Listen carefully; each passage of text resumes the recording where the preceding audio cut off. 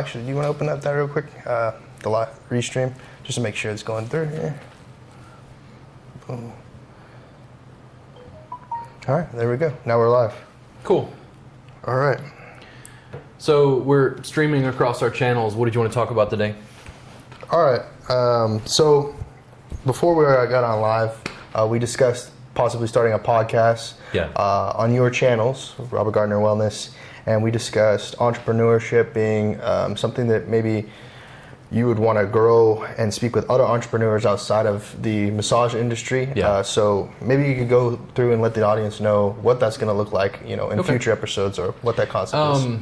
One of the things I noticed over time was, I started really as a small business owner. And then slowly what happened was, as my business continued to grow, increasingly I was looking outside of the massage industry for business information and advice. My industry wasn't really adapting to digital technologies and distribution. They were kind of marketing like it was 1985, so I continuously was looking outside of my industry. And then when I looked at products, services, brass tacks business implementation, you were like, wow, okay, so like I'm in a service industry. But then I got into retail, which was a product-based industry. Right. And then we have digital products, so there's like this multifaceted thing going on. The more I looked at it, the more I became interested in business itself, because it allowed someone like you to have a dream. Like when you worked with me, you said, hey, I want to do video, but I want to focus on live streams. Yeah. Most people wouldn't even think that's a category for a job. And it's like, I was like, you do your thing. You tell me what you can do within my organization, and let's, continue building. Yeah. I have more fun talking to massage therapists, entrepreneurs in other industries, because I think when entrepreneurs talk to each other, they get a different sense of product and service distribution and marketing across industries. So for instance, even though I focus primarily in the massage industry, that's my real bread and butter. When I talk to people who are yoga teachers, there's compliments. When I talk to people who are selling just digital products, for me, there's compliments. I make them see things from another angle. Right. And the process of entrepreneurship itself started to spell freedom. It started to spell you could dress however you wanted. You could wear a Thai Massage Jam t-shirt and Thai fisherman pants. You were a success. You didn't have to wear a tux or business suit if you didn't want to. Going through the process of dealing with business itself is very exciting to me. When I hear the word entrepreneurship, I think what other people do. Like I'll often ask people, what's the difference between a small business owner and an entrepreneur? An entrepreneur, to me, is somebody. Well, actually, I have a kind of a negative look on it. In some cases, is somebody who is either not socially capable, or they're also not meant to work in an environment that they are micromanaged, or that they're even macromanaged in any sort of way, but that they need to do their own thing. Yeah. And sometimes it will trend toward like innovation. Yeah. It doesn't always have to be. It could be distribution or sales or some sort of thing like that. Versus a small business, which is somebody who is taking, maybe a franchise system or something like that, and or something that's rudimentary in society, like a gas station or something like that, or a post office, and organizing that business. Yeah. Yeah. I attribute very positive qualities to entrepreneurship, and in the age of digital distribution, what I see for small business owners who want to expand, who want more freedom, who want more income, who want more leverage, who want to be able to increase the good.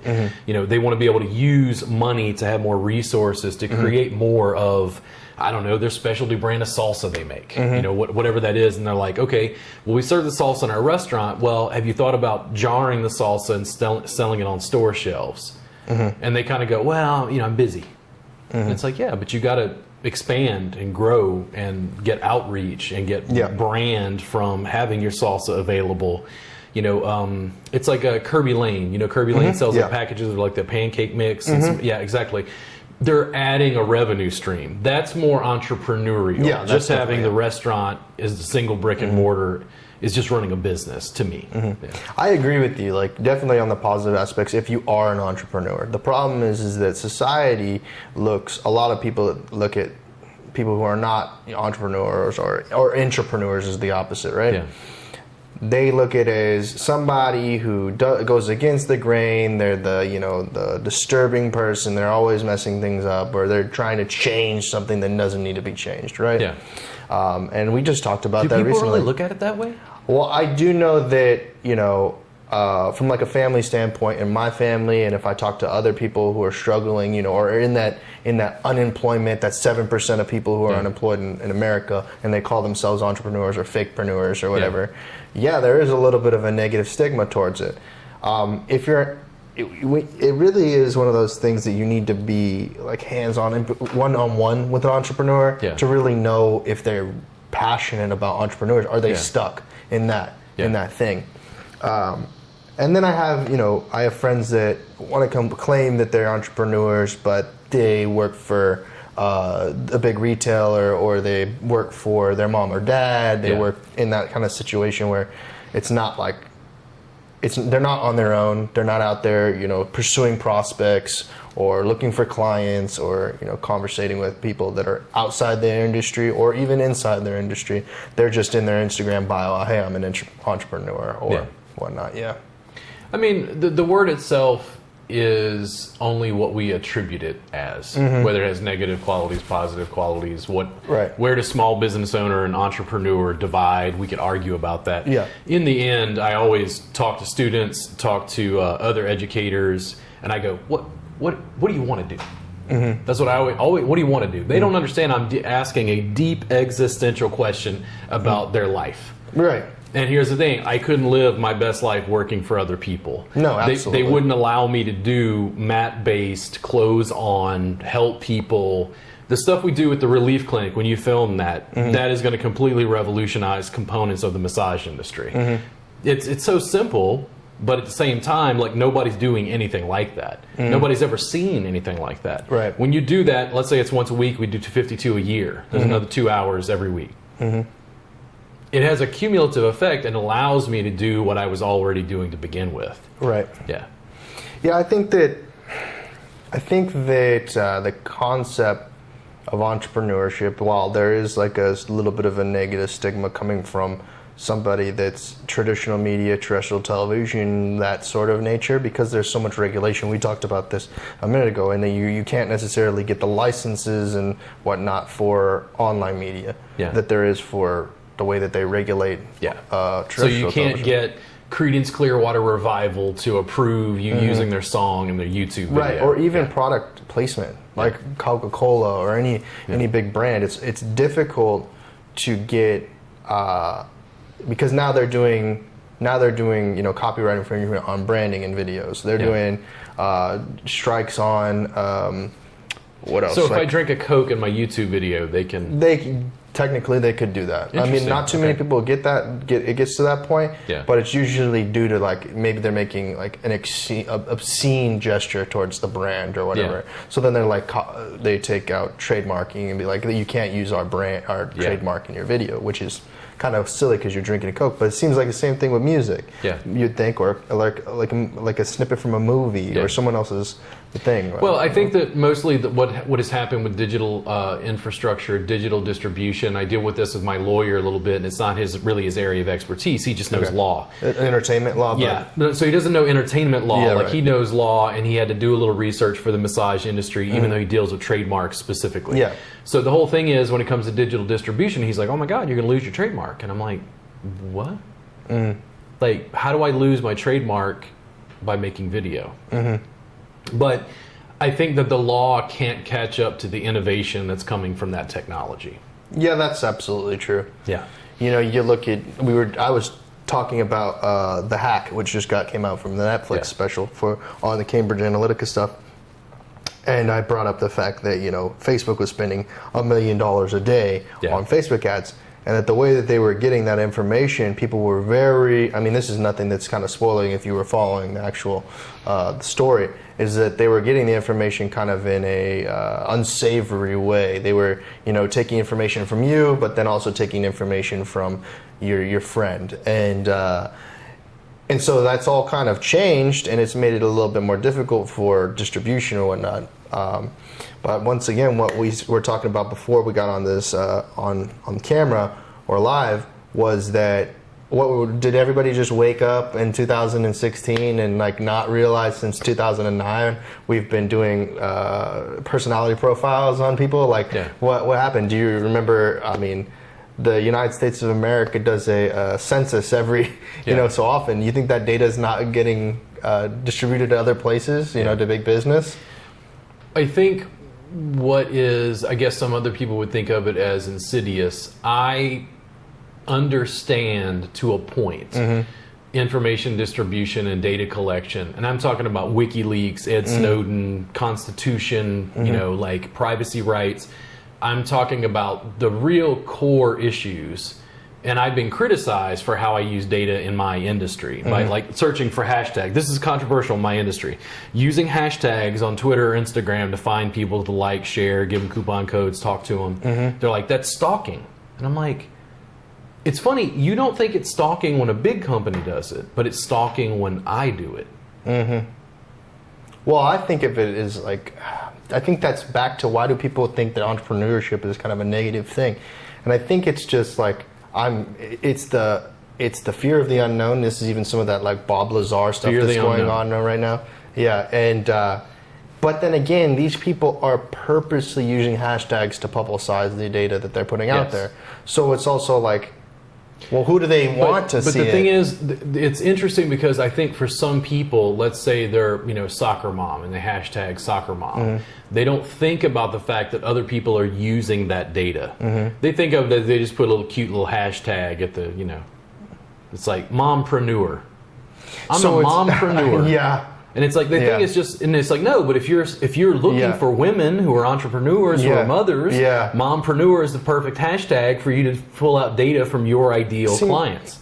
And when I hear things like that, I think, oh my God! I put my hand. I'm like, it's just a trend. It's just like it's a concept. It's not really an actual. I think technical aspect. Fundamentally, I think data is much like taxes. I don't think people have problems with the collection of taxes and the collection of data. The challenge is, how are those tools used? That's what the challenge is. Right, okay. If consumers had to sit down and choose, do I want a Scotch company to collate my data, know that I like Scotch, and put Scotch ads in my Facebook feed? If I had a choice, would I choose to have those ads in my feed? They've done research and said if every person who used Facebook gave Facebook $12, they could make Facebook an ad-free platform and they'd make just as much money. $12. Yeah. $12 a person. But the data, as they say in the hack, I think is what it's called. Yeah, it was like in the preview. I just saw the preview. And they said that data is now more important, or more expensive, more valuable than oil. Right. It's like it's how the data is used. What I think is funny is like if I use data collection via hashtags, publicly put up information, people in my industry freak out because they're not used to people thinking that way. But if big companies do it, it's like, oh well. I just don't necessarily understand the concept of it, because I think that, I'm just kind of rambling here, but when people look at a Gary Vee or a Tony Robbins or a Logan Paul or Justin Bieber for whatever, they're willing to get spammed by that, but they don't realize how those people got there is by ad revenue, by literally targeting you and selling you something. And they're like, oh, well, no, everybody loves it. Everybody loves it because they targeted everybody. It was just like that, and yet now I think that in the wild, wild west days of Google AdWords or whatever that Gary Vee got invested into, it might have been a little less like negatively looked at because he was spending money on those. He bought a keyword. People were keywords. searching for the keyword and just connected people. Yeah. Yeah. We haven't seen that in social media yet to the scale. Like you can't buy a hashtag like and market a hashtag, but you can market towards a demographic, you know, and sample sizing that and using a target audience to get there. So in my classes, because I'm dealing with digital distribution of products, I would talk to students and say, listen, you know, you've got this, you have digital, like global distribution. And I talked to a colleague about it, and he said, he's not in my industry, but he said, you know, when you're talking to students, like I know it makes sense for you to have global distribution, you have a bigger entrepreneurial mindset. For the individual massage therapist, he's like, maybe you should tell them, listen, you're a massage therapist in Dallas.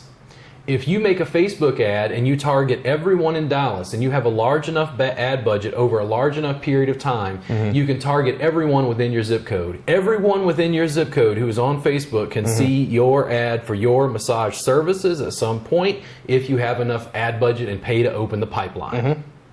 Forget global. Absolutely. Like, the thing is, it's like if you send that out in mail, it's junk mail. They're going to toss it. But if you do it in video form, and that's one of the things about me receiving hate online, is like we produce so much video content so consistently, everybody else is just getting angry because we're rising, because income is going up, we're selling more retail, everything is growing, people are learning from our videos, they're learning from online distribution. That camera is what's building my business, and everybody's sitting down going, but people can't learn online. And I go, okay, I'll let you keep thinking that. Yeah, absolutely. Yeah. So something else that came up today, I was speaking with another podcaster. She has a network. She's up in Belton. I talked to you about it, Rebecca Mann. And she asked me a question that I haven't been asked a lot because everybody's kind of mixed on this. What's the difference between social media management and social media marketing? So I kind of explained it this way. Social media marketing is spend all your money on whatever. You just let it go.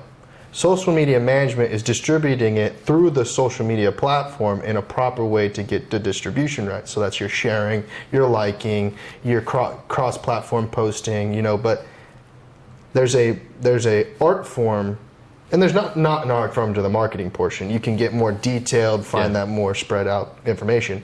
But those things are two separate things, and I think that a lot of entrepreneurs kind of couple them together, which is a false. So for me, and I don't know if I'm defining this correctly, what's the difference between marketing and advertising? Right, that's another thing, yeah. Because I think marketing is like putting out free content, putting it out through the channel. That's more marketing. Advertising is actual ads. Like if we take this and run it as an ad, and then it's advertising. Right. You're paying to open the pipeline. Marketing is just putting out content to build a following, like, shares, comments, and using organic reach. So I think this is where it actually, the reason why people look at it that way is that we're using terminology for something that's outdated, which is television, terrestrial marketing. Advertising meant that what you're talking about. Marketing meant what you're talking about. But when we're talking about online, it's different because a market is teachable. Is Udemy. Those are markets. So that's distribution that way. So that's when but we also have Facebook Marketplace. So it's like the marketplace within Facebook. So Facebook thinks that groups are different than pages, that are different than profiles, which are different than, so that's why they call it marketing on Facebook. Well, I think that Facebook in particular, Facebook is a behemoth. As I've seen Facebook grow over time, it's like they're eating Craigslist. Yeah, certain ways. They're trying to do online scheduling through your business page. They're trying to eat all of these different areas because they want more attention on their platform. What's happening to their platform, though, is I'm finding personally it's becoming cantankerous. True. It's so big that it's like they make a decision and a year later the ship finally turns. They're not like a jet ski. They can't just make a decision and go do it. Right, no. When it gets harder to use and more complex, more people get lost. And I think its effectiveness actually goes down. Why are people, for instance, young people, why are they going to Instagram? Simplify. It's simple. It's quick. It's like it's a simpler platform that was more designed for a phone as opposed to being on a computer initially. It's not that Facebook can adapt and change. It's that I think as the platform becomes more complex, you have more issues of things that can break down, that don't connect. I mean, we're trying to put out information about the Time Massage Jam. There was something wrong with the Facebook group, so I moved to my business page. Then people were showing up at my house, even though the address list on it was One World Karate, but I couldn't distribute it through the group for some reason. So then we have the main Time Massage Jam page, but then those who were running the Time Massage Jam decided they wanted their own business page, and they were adding me as a mod. And I'm like, Yeah. like, I just want to put out an event. Yeah. Why is this not like Meetup? But Meetup is designed to just do this one thing. It's like, even when I look at Google, when you look at, is it Google, not Google Shopping Network, it's Google Pages or My Google, you know what I'm talking about? So basically what it looks like Google is doing is Google realizes that Facebook is garnering more attention because people are posting on their business page. So now Google is doing stuff where they're basically setting it up, My Business or My Google Business or whatever. They're setting it up so that you can post on your business page. Right. Yep. And I don't know what they're doing exactly. I don't know. It's kind of like G+. I don't know if G+ It's defunct. was defunct. Yeah, it was broke down. It seems like the platforms are copying each other because of digital distribution technology, but I think in some ways it's more advantageous to do one thing and do it really well. I think you bring up something interesting. Behemoths, Amazon, Google, Facebook. The difference mainly between Google and Facebook for me is Google is a place I go where I don't know something. Yeah. When I go to Facebook, I kind of expect to know, the things that I'm on there because I know my friends, I know my mom, I know my family, I know the people that are there. That's the whole the original concept of it. Well, not really. If we go back to the original concept, it was more like Tinder. Yeah. But I mean, the concept that it is now is you're connecting with people that you know. When they throw in the connect with people that you don't know, that's maybe where this strange, mentality comes from, mindset of like, oh no, fear of unknown. So Facebook's trying to manipulate that as well. But it's really interesting that you bring up that My Business thing, because Google is now trying to, with their new CEO, trying to bring it all in one thing, continuity, sort of like what Apple has done with their technical products, Google is doing with their software. In all cases across these platforms, using this, digital distribution technology, primarily what I see is, can you make it easy? If you can make it easier for me to put out information, for me to put out photos, for me to put out videos, for me to connect and link people to things, for me to be able to say, hey, leave a Google review, hey, leave a Yelp review, hey, leave a Facebook review, leave content information on these platforms. I'm giving away all of my data. I had someone call me the other day. They woke me up at 11 o'clock in the morning or something. I was sleeping late, and they basically were calling me a psychopath and cursing me out on the phone because it sounds like some crazy person on YouTube found a video. I did something, asked me if I was a sadist because I hurt the model I was working on or whatever. And I was like, lady, I don't call random people and just bitch them out. Right. Because my data is all out there, but I'm giving all my data away. I'm aware of Ed Snowden and the WikiLeaks. I'm giving them all of my data because I need business, because I need reach, I need exposure, I need people to see this video, follow, share, comment. When the platforms make that easier for me, I use it more. I don't use LinkedIn extensively. LinkedIn has changed. The platforms are all copying each other in various ways. I understand the game, but I'm not really in bed with any particular platform because I'm using all the platforms. Right. What gives me the most reach? Currently Facebook, but YouTube is growing rapidly. Yeah. Then my Instagram is growing. Okay, what happens when we start paying for ads on Instagram and you get more reach? If my Instagram exploded tomorrow, I would probably just double down on Instagram and continue using that as a platform. Facebook, Google, Yelp, all these businesses eventually are going to go the way of the dinosaur, eventually. I don't know what it means to information distribution. I don't know what it means to business as a whole. I do know that I feel very fortunate that I have so much organic reach. We couldn't, I find myself completely perplexed. I'm running around in an industry with like a madman going, you have worldwide distribution. And they're like, well, I don't know how to get clients. I'm like, but I have to say things like, listen, people complain about millennials. They complain about millennials being on social media. And I'm like, do you complain about the printing press? The printing press led to the Protestant Reformation. The disruption that's coming from that device is going to dwarf anything that the Protestant Reformation ever did. We have global information distribution. I'm networking on Twitter with people I have never met in person. Like, I made a post on Instagram the other day and I tagged 4 different entrepreneurs who are in the post. But it's like, what does it do? And I don't know exactly. When I tag people in my Instagram posts, like, hey, here's my entrepreneurial post. Thank you, Gary V. Thank you, Seth Godin. Thank you, Carlos Gill. Thank you, whoever else. Carlos Gill? Who else? Anyway, doesn't matter. When I do that, what does that do to Instagram's data collection? Does that bump me up so that more people see my post? Does Gary V or Carlos Gill pay attention to that and then comment on my post and collaborate? Like, I don't know exactly how it works. What I do know is I have global information distribution, and I continue to talk about entrepreneurship, talk about what I do in massage therapy, specifically in massage education, and it all just continues to grow. I don't know what's coming next. I don't know if it's VR, headsets, whatever. I just keep using the technology as it continues to evolve. I had a learning curve because how old were you when you first used the internet? First time I used the internet, I was like 7. 7. Yeah. Okay. I was 18 years old. Yeah. I went through my entire high school without ever using the internet. When I got to college, it was like Yahoo groups. Yahoo, they had it broken down into like categories. And that was how I kind of searched. This was before Google. I would kind of search the internet by like topic history. Oh, okay, what's the history articles? However it was organized. I didn't see initially a commercial application because it was mind-boggling to me that anybody would ever take a credit card on the internet. Because you didn't have safety protocols. You didn't have security protocols for that stuff at that time.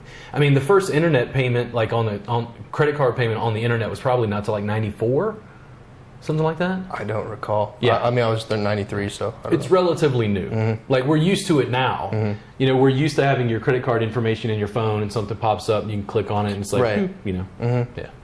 I recall, like, I mean, this is not nostalgia. They always think, anytime you talk about the past, you're bringing up dirt. So it's like, maybe not, maybe we shouldn't talk about it. I do remember when credit cards, you didn't actually swipe them. There was a magnetic strip, but most of the time it was, carbon copy of of the card. Yeah. That's long and gone, and you don't even need your credit card these days. Like, fingerprints will do it for you. Don't know what that's going to look like in the future. Something that someone on the podcast that I did last on another person's podcast, we discussed the whole concept of mixed reality, augmented reality, VR, and where's that going? And I had a lot of suggestions as to like, okay, so there are a lot of musicians, podcasters, actors, all these people who are traditionally voice. Wait till VR comes out and everybody's captivated by the fact that you're a multi-talented individual that can juggle, can also sing, can also do all this, and you're in VR chat or whatever this world will be 10 years, whenever it's actually realistic to have those type of things in your household.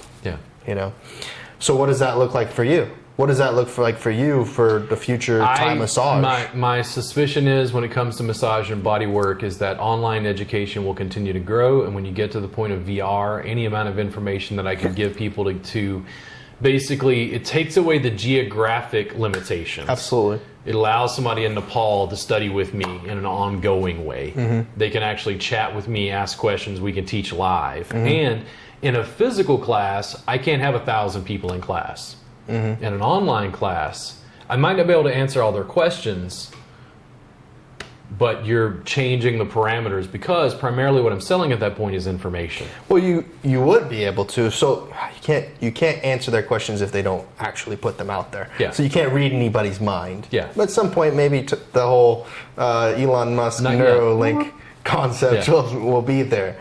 But at this point in time, we don't have that. So it is commenting and down below and in the comment box on YouTube, Twitch, Twitter, wherever, and then having them those people be able to be communicating with you post-production. Yeah. You know, but nowadays, especially in my opinion, it's best to go live. Yeah. It's authenticity issue. You know, it's everybody is now, questioning whether they're being sold something that's, artificial.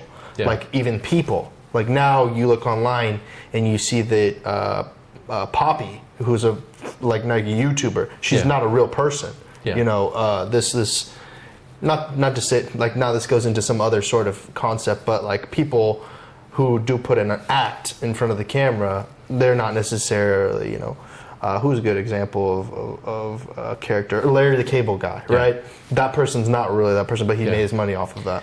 See, I think there are issues surrounding the fact that Hollywood could create an image because this technology wasn't available to everyday people. Mm-hmm. Now that this is available to everyday people, we've got something closer to reality TV. Mm-hmm. The reason I'm authentic is because it's too much work to be fake. Right. Now, I saw something recently. I was very sad when Tony Bourdain killed himself. Right. I saw something, some articles, some videos. I was on YouTube the other night uploading some stuff, and in my feed, of course, YouTube is showing me stuff with Tony Bourdain because they've seen that I watched other videos on him. Mm-hmm. And there was a long video, and it was like, well, Tony Bourdain wasn't really who he was on camera.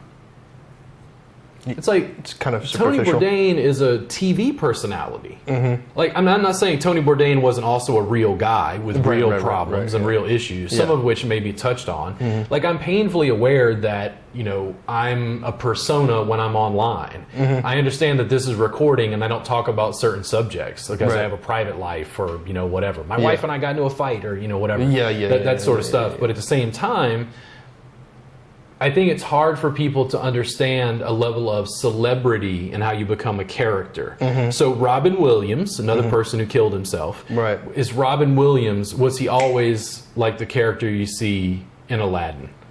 Like Popeye? Yeah, I mean, that's...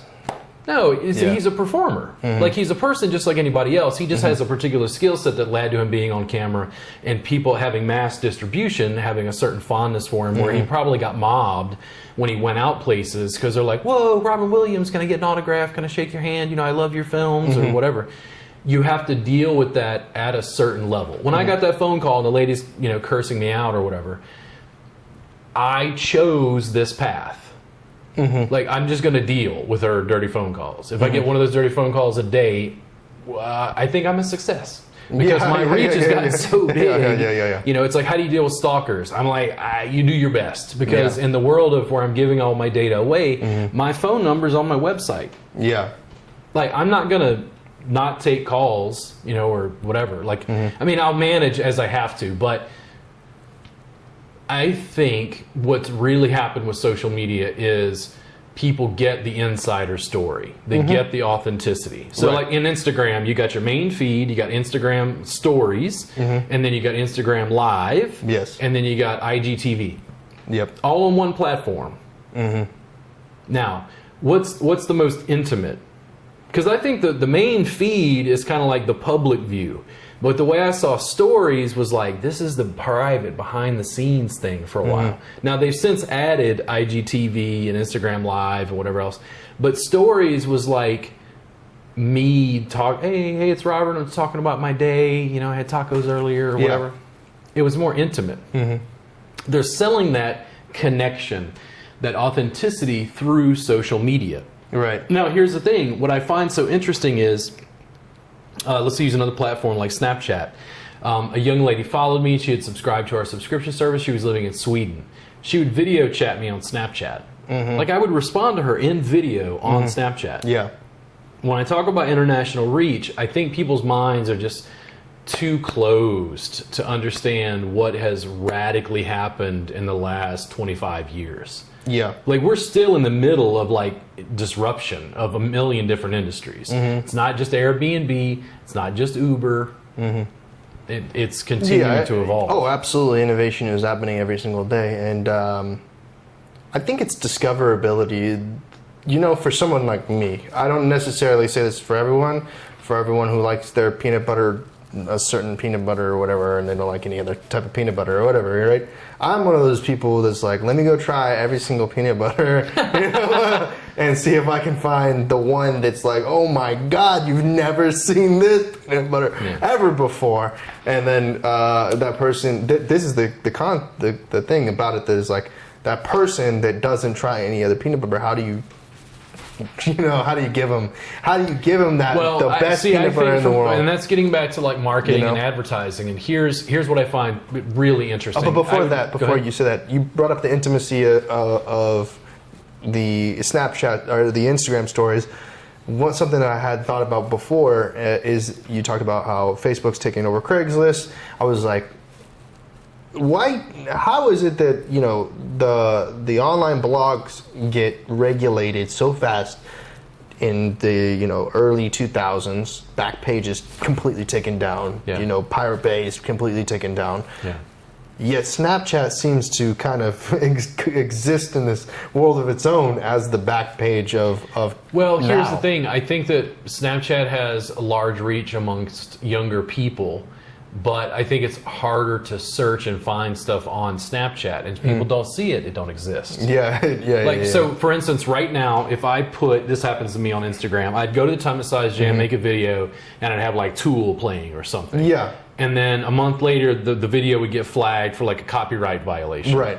That never happens on Snapchat. No, you're right, yeah. And I really love that I can put music on my videos in Snapchat because it adds like a total mood to like whatever's going on. But it's designed to be impermanent. It's designed not to be recorded. And Instagram started adding music that you could select inside their platform they've apparently purchased the rights to. Yeah. Well, they did a brand deal with Spotify. Yeah. And so it's like... And I didn't know exactly how they did it. Yeah, so there's that, but then Instagram allowed those people who were like, well, I still want to save those stories, to allow them to save them, But they do need to be careful because, at the beginning, not the beginning of the year, maybe the end of the last year, the beginning of this year, there was a big thing going around on social media about reporting adult actresses to the IRS for the amount of money and income they were receiving from private Snapchats and private accounts like that. And there's no way to regulate that information because, like you're saying, it's here today, gone tomorrow. Well, how do I do this? So let me go back to the peanut butter thing. When it comes to information distribution is being eaten completely just because of digital distribution. It's changing everything. Greatly surpassed anything the printing press has ever done. I've had people talk to me and they say, well, the problem is with your stuff is that it's digital. And I'm like, so why is that a problem? And they're like, well, somebody's going to put it on the Pirate Bay. And I'm like, make me the Metallica Body Workers? Like, dude, distribution is what I want. I want to keep my copyright or trademark or whatever, but like, I can't, stop somebody from taking a clip from this and making an Instagram video. And then, no, I want them to take a clip from this, make an Instagram video, tag me in the post. Because you're trying to encourage digital distribution. Yeah. When you talk about somebody who's got a particular favorite, peanut butter brand, when it comes to, it's such a weird niche, right? Like you think peanut butter. It's like, why aren't they educating me about peanut butter? Why don't they have a blog talking about what's in the peanut butter, where the peanuts are grown, the oil, is it hydrogenated? Is it not hydrogenated? Yeah. Does the oil separate? Do you mix it and refrigerate it? How's the grind? Do we change it? Is it grown organically? Is it good for the soil? It's like, you can build a story, a narrative around your peanut butter that it's better for the environment. It's better for your kid. It's dealt with a certain way and ground to a perfect smooth paste. Whatever. Like, I like creamy, I like chunky, whatever. But you're educating people about what the options are. And here's the thing: if I just sit down and I did a gourmet cooking show on peanut butter and jelly, people will watch. Absolutely. People will be peanut butter and jelly fanatics. Yeah. But I think what it does is it builds brand. Yeah. It's like I don't feel like, is it Jiffy and Peter Pan? Are they competing? No, people have already chosen their brand. I do it with hamburgers all the time in Texas because. So that's how I was about to go there with the new company that it's not a new company. It just got to initial public offering. It's like better meats or something like that. It's artificial meats, and they did a great job with their branding and whatnot because they were all over social media. Yeah. So. So what were you saying? You were about to say about what you do? Stories. Captivating an audience. Yeah. Being authentic, selling your brand. As we grow, we get haters. And then I always wonder, like, internally I have like this, why are they mad at what I'm doing? Like, I'm helping people. But it's like, but they only see what we put out on social media. They only see a minute clip and go, well, I don't like that. He sat on the client. I don't understand what he's doing. And it's like, well, educate yourself. There's a YouTube channel with 700 videos on it. Like, but I don't like you. And I'm like, okay, next. Like, don't buy my shit. Like, I'm not putting it out for you. You don't like me. I drive a Honda. I understand people don't like Hondas. It's okay. Get an American car. Like, there's lots of options. You're able to distribute your information far and wide, build a fan base following, and sell whatever it is you want to specifically do. What I hear a lot about is people are using social media to complain. They're not using social media to create and distribute content to build their own dream business. Yeah. Man. And another thing that's been going around on social media a lot lately is you have to be asleep to be dreaming. So it's kind of like, well, no wonder. Like people who aren't looking for anything, or the whole quote unquote millennial thing, being woke, being educated is I guess maybe the old school terminology. Or spiritually connected to the world. I don't know. It's weird that people go in between. It's all a lot of in between. It's okay if we think about if I'm stuck on Buddhism and I'm stuck on Buddhism for 6 months. Whereas I feel like for me it's more like I gotta go grab as much of everything. Hinduism, Buddhism, but Christianity. Is that everything. a facet of being a millennial and having more access to information? I don't think so. I think it's a personality thing. Just personality. I think it is. And that's where I hate the generalization of when people say, oh, those millennials, did you not realize there's a Generation Z, my brother? Listen, it's like, 2,000 years ago, there was a Greek guy sitting around with his friends complaining that the next generation was destroying everything. Yeah, it's just anybody that's younger than them. It's just people, they have a lessened degree of neuroplasticity. And I've tried to maintain some of that. Now, when people come to me with new ideas, what do? Nah, I like that. That's my first response, by the way. And I'm the one doing, all the time. Like, why don't we change it? And I'm like, I don't know why, it seems complicated. Yeah. I just have that natural response. Now, usually if you present something to me, in business I'm much more plastic. I'm much more amenable to change. Okay. But then let's go try a new restaurant. I don't know. I kind of, I got this one Chinese place I like. I got this one Indian place I like. I eat chicken over Popeyes or whatever. But it depends on the degree of neuroplasticity somebody is willing to deal with. Right. What I think is frustrating is the overall generalization. It's just like blanket, well, this person is a millennial because they were born, this person's Gen X because they were born within this time frame. And I'm like, I don't make any distinctions about that at all. Right, yeah. Young or old. In the same week, mind you, I was on my phone at a party, some younger people got mad at me.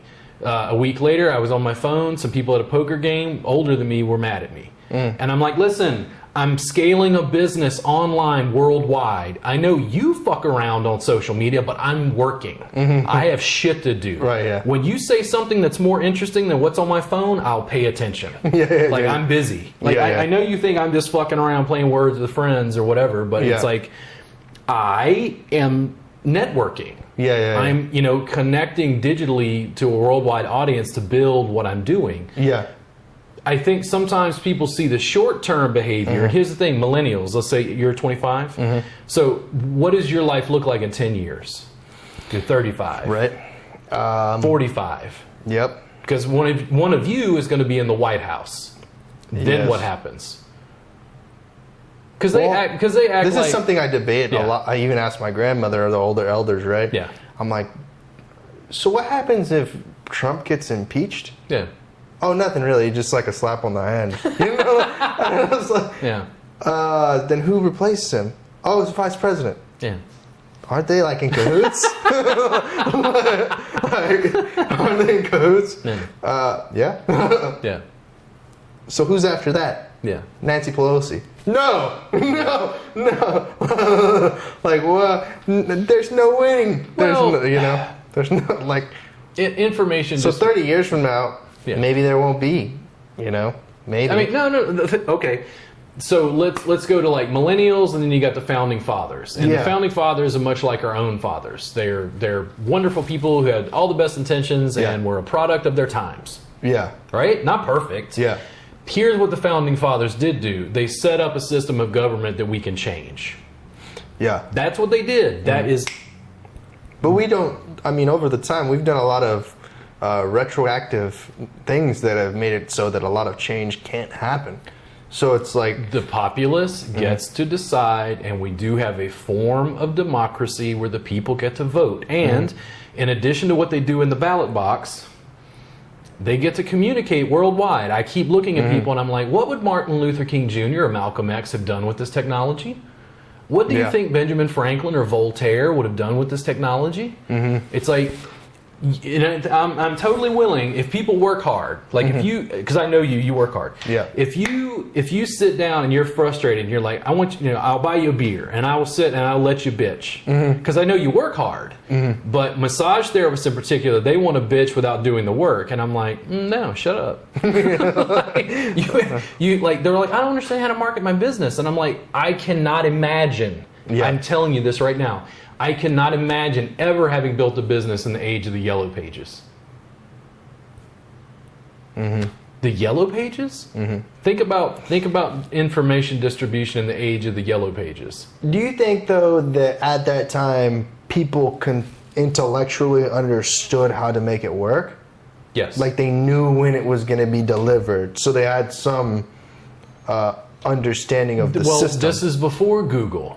You had to find a massage therapist. Where'd you go? I think the things that people are most scared about is that they don't know when. They don't know when it's going to change. No, they don't know when it's going to be delivered. Okay. So it's like the Yellow Pages. You could say to the Yellow Pages, "Hey, when is the next route to a neighborhood so that I can accountify for when potentially speculate or forecast." When people will come through. What if your Yellow Pages ad had a typo in it? Well, then there's not much you can do. But Twitter, Twitter is the Yellow Pages of today. Yeah. People can put out information. People have more capacity to change more things than at any time in human history. I don't know why they feel more powerless. I don't know. I have no idea why. I suspect it's just because mass information distribution gave losers access to mass distribution, and they go, but it's hard to build a business. And I'm like, you have global distribution of video content. Show them your peanut butter. Talk about the jars. Talk about how they're handcrafted by hippies who live on a vegan diet, and it's made from silica that's harvested from the land, or whatever it is. It's easier than ever to build a business, to me. I have a hard time understanding, because the kind of brick and mortar business you had to have in the era of the Yellow Pages. I have a home studio. This home studio has no signage. My neighbors probably don't know that I run a business out of my home. But you couldn't do that in the Yellow Pages. Do you think it's more difficult nowadays to do things that are new? I think we've spoken about easier.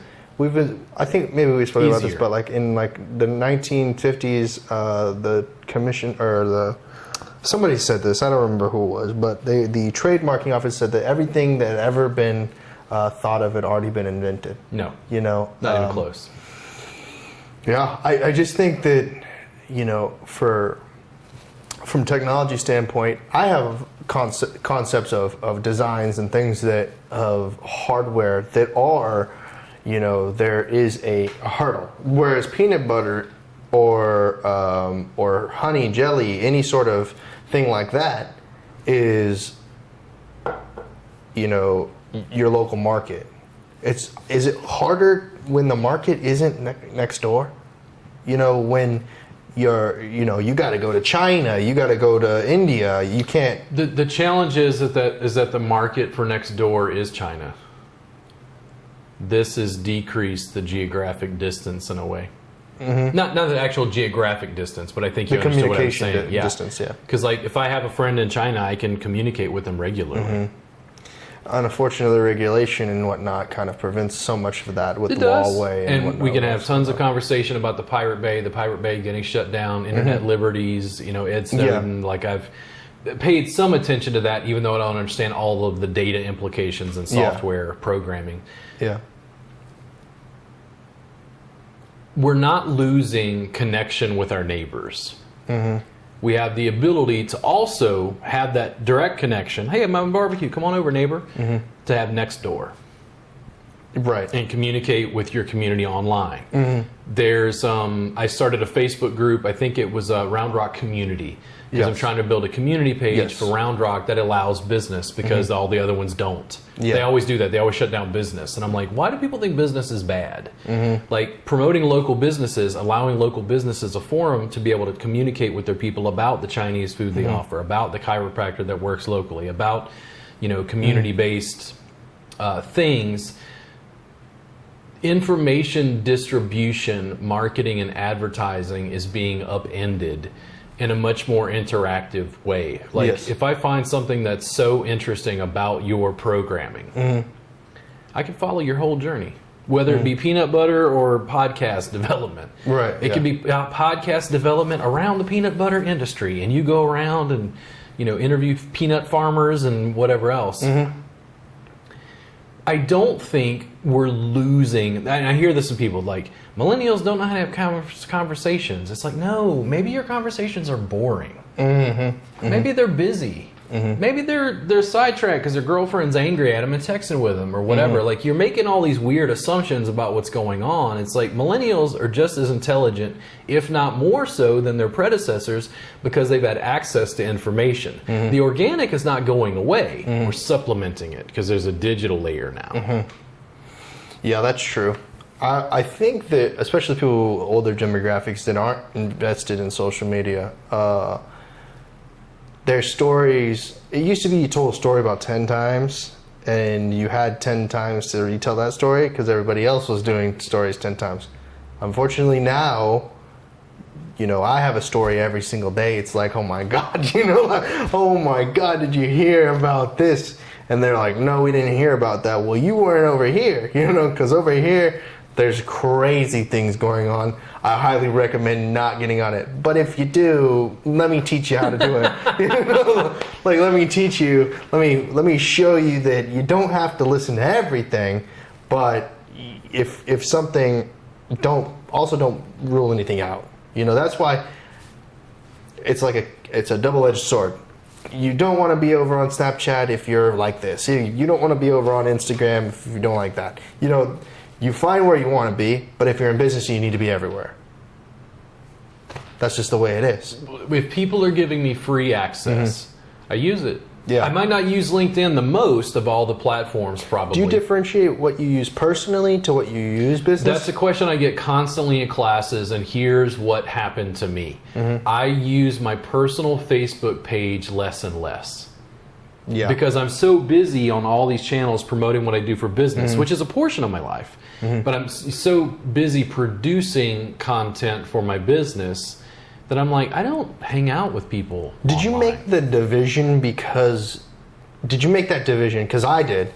Because the people that I was sending information to on my personal profile were maybe not the right target audience. They were friends, family. I think it's just a different goal. It doesn't mean that I don't post things from my business through my personal feed. Right. But I'm just using the information distribution that I have. Do I have personal conversations on Snapchat, Instagram, Facebook Messenger? Yeah. I'm still using these communication platforms for private things. Which is back to the whole thing of like you have a preference for the taco shack you go to or whatever, right? And that's something, that's the type of thing that I think of. Now, people have monetized this in a business platform for vlogging and whatnot, reviews and whatnot. That's the differentiation I make. Is like, sometimes I'll say something on my personal profile that's like, I watched this, I did some sort of consumption of this. Then again, sometimes if I think there's something super important, like, a real award-winning type thing, like something like his first podcast or something like that, or some sort of timeline-based thing. When it comes to business, everything is like everything as much as I can, because Gary Vee kind of gave me that like, you're not producing enough. You're trying to your funnel is this small. Open it up. So I mean, business and personal is somewhat divided for me. I haven't gotten the right balance. So I think that a lot of people who are questioning that in their entrepreneurial agenda, there's never going to be a time that you really understand the what I think is most interesting. It's like, and I come from a massage industry. In the massage industry, people have to trust you. People do business with people they know, like, and trust. Can you build know, like, and trust via video production? Yes. But massage therapists won't use this. I think it's a perfect industry for this. Yeah. It builds intimacy, it builds connection. Here's the thing. Do you have to trust me to come pay me for a session? Yes. Exactly. But here's the thing. You can build know, like, and trust in peanut butter. You can build know, like, and trust in Papa John's. You can build know, like, and trust. The personal, in some senses, is the professional, and vice versa. I don't want to, like, when Papa John's, and they're a founder, Papa John, the actual guy, when he got in trouble for, like, he made comments or something, there was some political thing. He just thing, aligned himself. and, like, Shaq is now their spokesperson, I think is the case, right? Somebody. So somebody else. I think it's Shaq, but anyway. If people decide they don't like him, they'll make decisions about the brand. Does that make sense? I think Peyton Manning? Peyton Manning? I don't know. Somebody. Doesn't matter. Yeah. Or maybe they were considering Shaq. Maybe it wasn't Shaq. Right. Personal brand is something that I'm building into what I do. And when I get haters, that noise stands out. I'm going to have to learn to deal with that, because that's just going to increase. Yeah. I always go, dude, they don't know you. They saw a video and you said something they didn't like in a 30-second segment. Like, they made all kinds of assumptions. You don't speak like other people because you actually have a brain that you use. Like, if you knew what my actual feelings were politically, ecologically, on a number of issues, we'd probably disagree. Now, I can hang out with Joe Rogan, but he pulls it off somehow. Right. Joe Rogan can talk about DMT and be, still consider his podcast and do fine. Yeah. But the thing is, people make assumptions about personal brand. Here's what I realized. The marketplace is huge and vast. Just for massage in the greater Austin area, do I have enough clients? Is it? Do I have enough clients? Yeah. So I'm building Thai Massage Jam, right?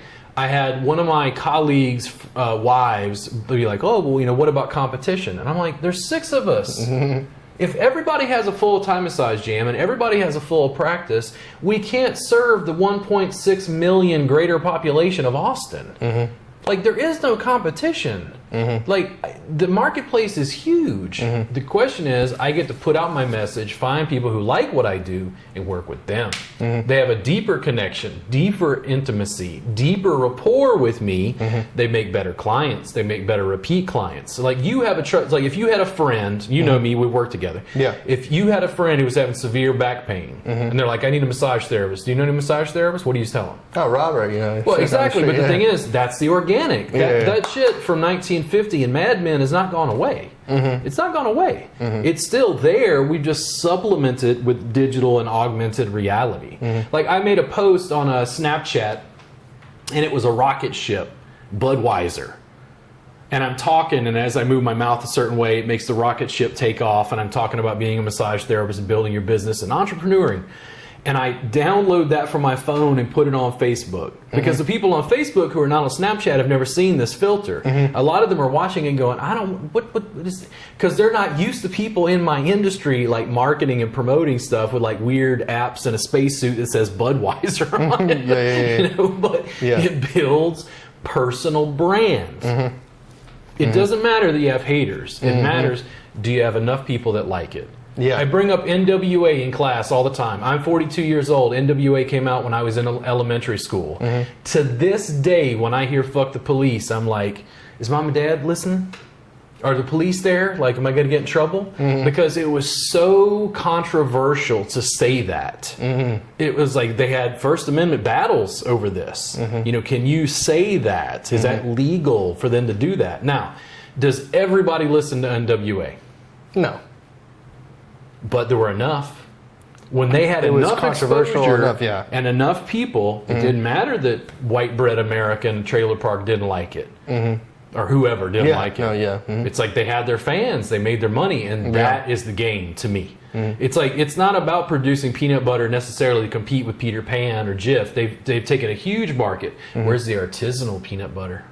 And that's what I keep pushing in the massage industry is where's the niche bodywork service? The stuff that the big chains won't offer. My sessions are 3 hours long. They're mat-based suspension abdominal work. Stretch zone, stretch lab, open up. People are like, are you worried about competition? And I'm like, competition? They're training my marketplace. Like, I'm going to make way more money because they're pushing edges that the massage community won't push because they're still stuck in this little massage box. And I keep going, well, what is massage? And they're like, screw you. And I'm like, sorry. There was this guy named Socrates. He did this thing called Socratic ignorance. He took walks around the city, or, you know, around the Acropolis, and just kind of thought and asked questions. Said, "Well, what is the good?" It's like, it makes me laugh, but it's like Socrates would have been one of the first guys to have a podcast and just have people on and ask questions and philosophically debate with Plato and go back and forth with his students, his colleagues, his friends. I, in college, went through a period of time where I had frustration, depression, was very frustrated, didn't know what I was going to do for a living. Now, in some ways, I'm one of the most optimistic people I know. Like, I don't see millennials and think, oh, the world is doomed. I'm like, no, they're not even seasoned yet. Do you know what they're going to do with this? Do you know what good they're going to produce in the next 20 years? Because they're not stuck in a little box. They're looking at marketing, information distribution. We help people. The reason I'm doing this, like, am I getting paid to do this? Not directly, but why do I do it? Because it helps people. And that's the bottom line with business. It's a bottom line with capitalism. It's, you know, do unto others as you have them do unto you. It's a golden rule. The same thing applies in business, but they have to know, like, and trust you. That video production allows more people to know, like, and trust you on a massive scale. Massage therapists, because we have a service, you have to come to my geographic location. They're kind of like, well, I don't want people to follow me in India. And I'm like, why? Why not? Why? And they're like, well, they can't pay me for a massage. And I'm like, you think people in India don't travel? Like, if you built enough of a following in India, probably there's no laws against massage, one. It's like, what if people in India wanted you to come visit and do massage there? You don't think they have money? Like, you know, like I don't know. It's like, I just think they're thinking very myopically because they're just not used to this sort of digital distribution that we have. They're also, here's the thing, most people, they're using this device to consume. This is, in my case, this is a production device. For me, it was a consumption device until, like, I couldn't, like, you know, you blow up and you're like, I can't not do anything with it, you know? Well, it's fun. Like, knowing that we put this out, how are people going to respond? What are the comments that are going to be down below? How many people are going to like, comment, and share on this? How many people are going to ask me, like, an insightful comment? How many people are going to watch a 5-minute segment of this and go, man, I got to get on this guy's subscription service. I like some of the stuff he's saying. But you also can't be afraid to just put yourself out there, you know, and go into other people's marketplaces and try and evangelize about the industry you're in. You know, you can't just go and expect everyone to know you just out of nowhere. Like, for instance, I'm working with you as a videographer and doing other sorts of production stuff. There's the people who I've actually met, but online there's probably a small demographic that has paid attention to what you've said about, oh, I'm working with Trent Knox, or I am working with knives or whatever, and can put a face to a voice to everything together. There's probably like 1% of people that, you know, that really fall that in depth. Yeah. Those are your your hardcore fans, your diehard, whatever you do, people. Yeah. Then, let's say you come on my show. Those same scenario, you know? And I think that's the thing that podcasting has changed. You talked about Socrates. Well, where was the, cleric that was writing down the conversation between, I don't know, is Plato and Socrates same time, right? Yeah, well, Plato was Socrates' student. Yeah, where were these conversations, Yeah. Where were they? What happened to them, And, well, maybe it was the burning of the Library of Alexandria or whatever, Yeah. So, I mean... Classics. Yeah, so, we're just all... this is never going anywhere. This data is out there forever, and there's multiple iterations of it. And I think that's maybe what people are most afraid of. Why? They're afraid of their image being changed from the image that they're wanting, the person that they want to be. They want to paint the image. They want to control the image. You get a chance to use that technology to continue to manipulate and control your audience. You get to control your image. Like, I think about this. You like to think Snoop Dogg was gangster rap. Right. And now Snoop Dogg is OG grandpa. Yeah. He's still cool as shit. Yeah. But he actually resonates with an older generation that, like, looks at him as almost like Willie Nelson, but for rap. They're like, well, of course he's cool. He smokes weed. He, whatever. He's intelligent. He's articulate. He makes great music. Yeah. And I'm like, yeah. But Snoop has had a chance using this technology to manipulate his image over time. He chose to go on a show with Martha Stewart and make brownies or whatever they did, or whatever. It's like you get a chance to work with those things. I don't really worry about other people manipulating my image because no, I just take on my phone and give them a new image. I produce more content.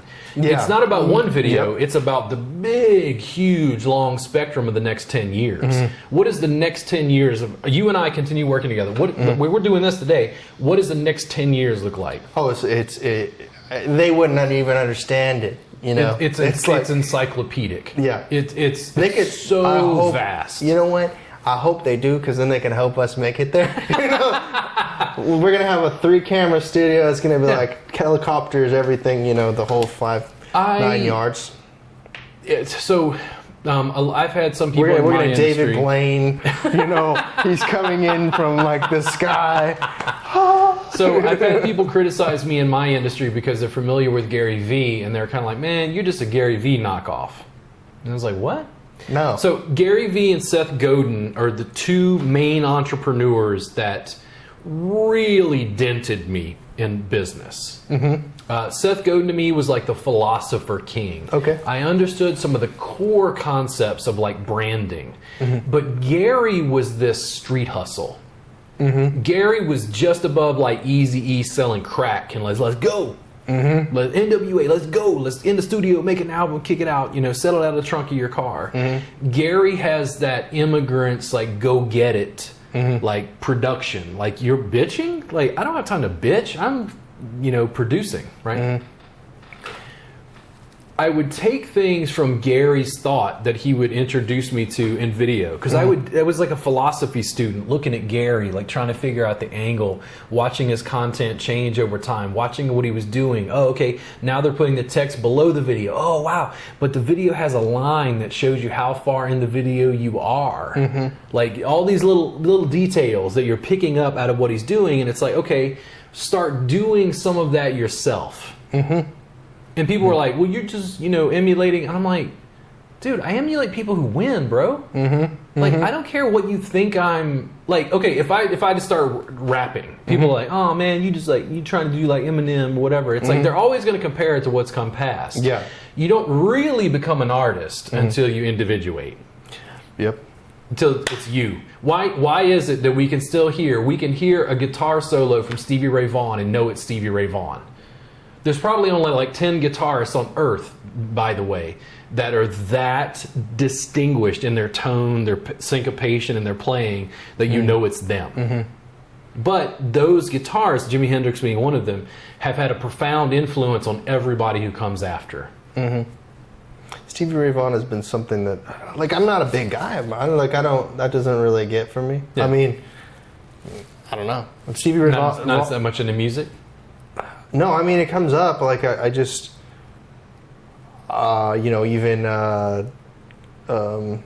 Gary, oh my God, now I'm not Gary, but the guitarist from Austin, the black dude, kind of like who you just mentioned. I'm forgetting right now, but guitar. Stevie Ray Vaughan did a lot in Austin. This is like another connection to it. So he comes up a lot in the conversation of Austin being like because of music or whatnot. I just don't. For me, I don't consume a lot of that content. Yeah, I just don't. And I know it's not like options. I won't. It's like just eventually maybe consume it. Just more options. I am amazingly optimistic. I've had musicians talk to me and complain that, well, they can't sell albums. Not anymore. Like, albums? Like, dude, you can put your phone on a tripod and play a concert every Friday night from your home, in your bedroom. Yeah. Like, in, like, your pajamas. Yeah.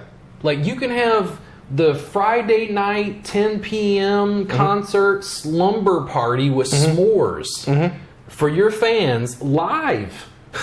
Yeah. I think it's just amazing to me. Like, I have a hard time wrapping my brain around how do they not understand that, like, they don't need to go through a recording company anymore. You have the control now that NWA had in the studio, like, on your laptop. Yeah, I think it's just for instance, if I was to put out a hip hop album right now, and I've worked with a lot of hip hop artists that have tried to do or have accomplished this and have not accomplished this. Yeah, it comes down to insecurity. It comes down to I gotta have it like this, I gotta have it perfect. I gotta have it perfect. No. Whereas it's like the online media doesn't know what perfect is, so just go ahead and do it. So music is interesting to me because the information distribution that happened with music meant that poor black blues musicians didn't have information distribution. They played a guitar to a show at the juke joint, but they didn't have recording and production capacity. So the record companies were taking advantage. They're gone now. Like, hip-hop is the new blues musician. They go directly to the consumer. The challenge is, if that blues musician from 1915, if he had this and he could make a new song every day, 365 days a year, the information distribution has changed from an album as a piece of conceptual art to, like, maybe a song. But it doesn't mean you can't still produce albums. It doesn't mean you can't still produce album-oriented rock, art pieces, art rock, or whatever. You can do all of those things. What I see it as is you have more options. You have more distribution than ever. How do you choose to use it? Yeah. I don't understand the complaining. I just don't. I'm fundamentally just. What is funny to me is what's happening in my business right now. Gary said a while back in a video, I sat on this for weeks, by the way. I think I know why it is. Why? They want to do what you do. Which is what? It doesn't matter. Like, you could be, Thai massage, it could be eating a taco, it could be anything. Yeah. You did it before they did it. Before they could accomplish it and get it done. So, me too. Like, I do a lot of things, and I think I get a lot of flack for, like, I wish I had made that hip hop album. I wish I had done that. And it is a bit of a competitive thing. That's what Gary Vee is all about, right? But the thing is, it's inspiration. Gary Vee doesn't feel any competition with me. I don't feel any competition with him. If I talk to Gary, I feel like he's a guy who's so nice he'd let me sleep on his couch if I was ever in New York. We'd have a brief conversation because he's busy, and I'd be like, cool, thanks, Gary, But it's also this thing of, like, what can I? And I think about this from a business standpoint. They got to know, like, and trust you. What can I give people? What can I give people that makes their lives better? If I go into a yoga studio, I teach yoga, but I'm not affiliated with local yoga studios. what can I give them? Knowledge. Okay, so the thing is, we're talking about Relief Clinic. We did Relief Clinic here. I want to go to local yoga studios in the Round Rock area. By the way, Yoga Room, if you're listening to this. We do the Relief Clinic in their yoga studio. And they go, well, why would we let you do that? And I'm like, because we're broadcasting live from your studio. We're promoting your studio to our entire audience. Yep. What can you give people? What can I give my clients? What can I give my students? If you reorient things towards that, what can I give my fans daily? Because here's the thing. I heard a recording of Johnny Cash, and the recording of Johnny Cash, the way they described it, I can't remember the album. There was a little bitty recording studio in Johnny's house that sounded like it was in a closet.